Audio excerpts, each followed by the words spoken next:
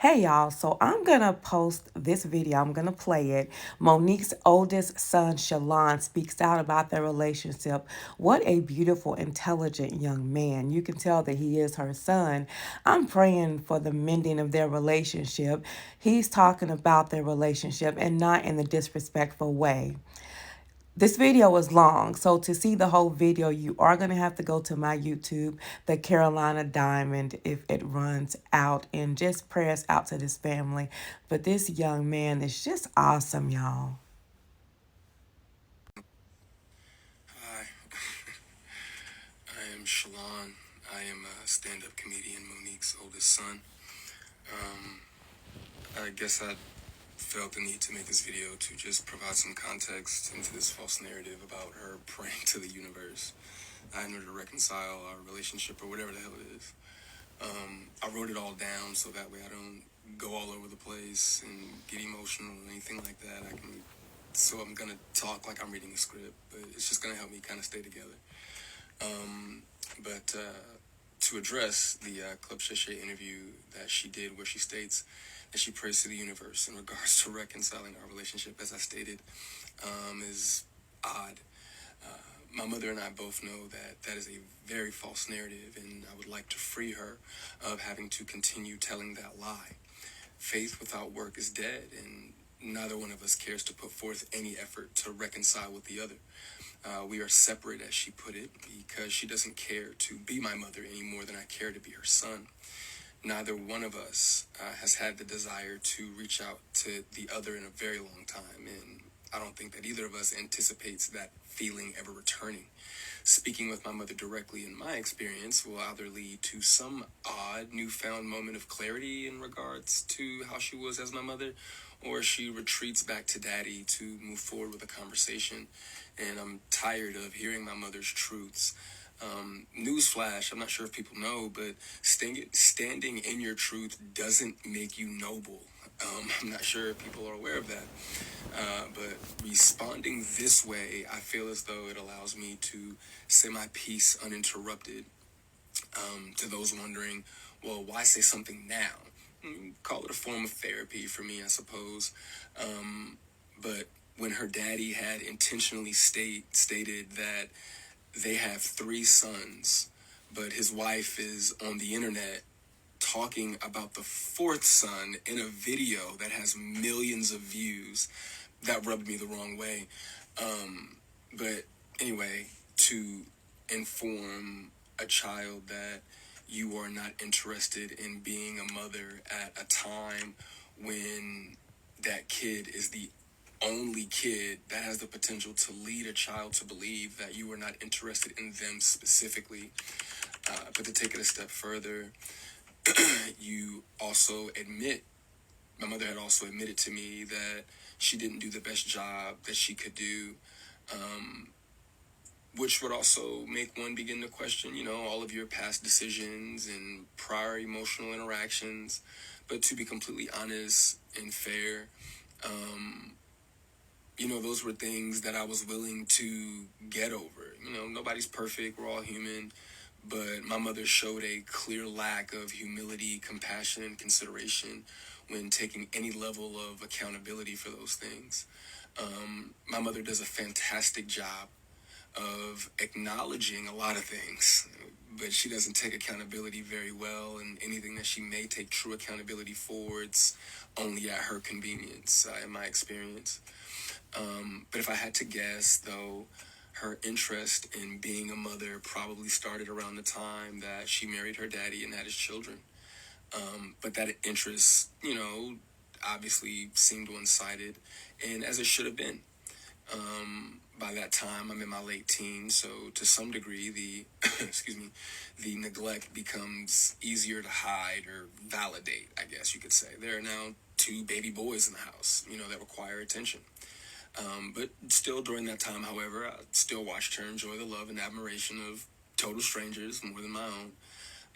To this very day, my mother has never expressed to me when, if ever, she became interested in me as her son. That did lead me down a path of questioning my self-worth and struggling to understand the value of a mother in a child's life. In the interview, she also states that she gave me an apology, but an apology to a son from a mother that consciously showed no interest in him holds no weight. There are still women to this day that my mother will give credit to for being more of a mother to me than she ever could. Her assistant, my cousin, being one of them.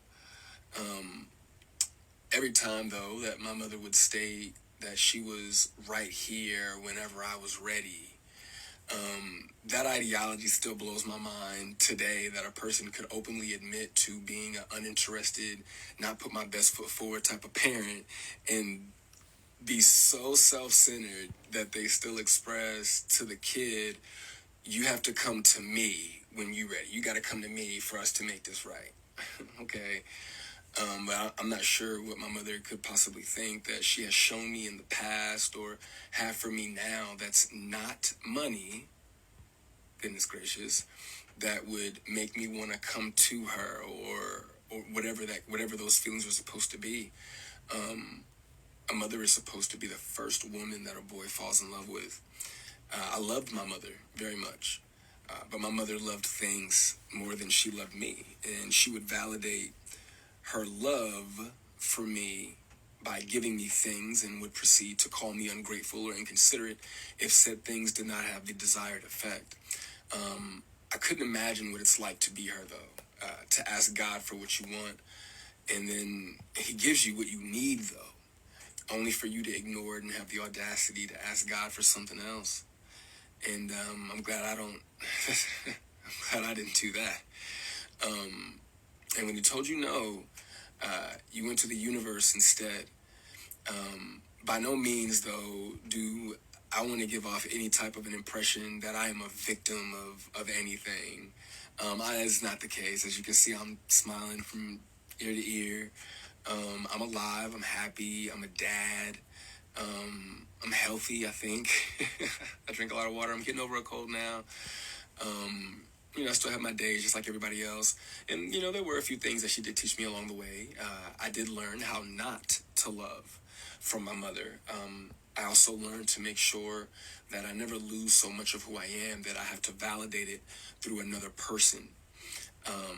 And though I feel as though, in hindsight, I think she did it reluctantly, I do appreciate my mother, for showing me what the top of the mountain looks like. You know what I'm saying? It did give me perspective on what hard work and dedication can get you, but I don't want something like that at the cost of giving up something that I created. I don't want it that bad. And speaking of creations, I genuinely, truly, I really did want my mother to have a relationship with my daughter. I even fought through those intrusive thoughts that were, if she wasn't interested in you, what makes you think she's going to be interested in your kid? But it took my mother no time at all to prove that those intrusive thoughts were correct. But what I can say, good for her, the universe did, bless her with three other sons. And God willing, I'm sure that all three of them are adults now. So I'm sure that one of them, God willing, if not all three of them, will make her the grandmother that she wants to be. I still look forward, to that moment for her. But overall, when it comes to the boys, though, I am happy that whenever they do hear me talk, sorry, my phone did something weird, but whenever they hear me talk, they don't know what it is. They can't relate to what it is that I'm saying. My experience with my mother is not their experience with our mother. So my prayer for her and them is that they continue to see her the way that they see her now.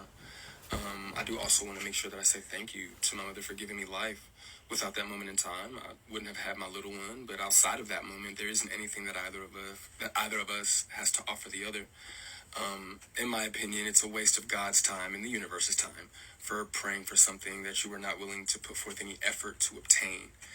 Putting the work into becoming Monique is more important to my mother than being my mother. And I do not believe that it was never about her being there and waiting for me, but it was supposed to be about me being there and waiting for her.